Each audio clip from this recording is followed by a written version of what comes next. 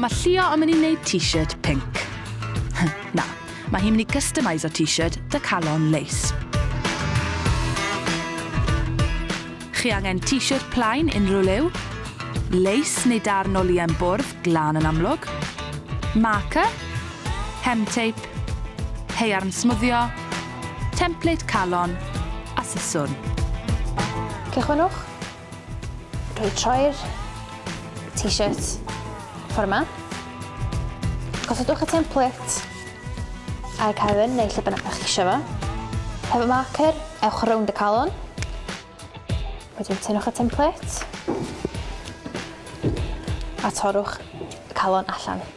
Gafelwch yn y cefn a gnewch yn siŵr da chi'n torri'r cefn a ddim y ffrynt hefyd. Pan da chi'n torri'r calon, ewch rownd y marker du fel bod ni ddim yn gweld y marker du wedyn. Wedyn, ewch at y les a gosod y template calon ar y les. Defnyddio template, gnewch cylch mawr o gwmpas y template. Wedyn, torrwch y cylch allan. Dydy'r cylch yma ddim yn gorfod bod yn berffaith o gwbl. A na fo. Ewch yn ôl i'r t-shirt a dechreuwch rhoi y hem tape o gwmpas y calon. Byddwch yn ofalus iawn i rhaid yn siŵr bych chi'n mynd holl ffordd rownd y siap.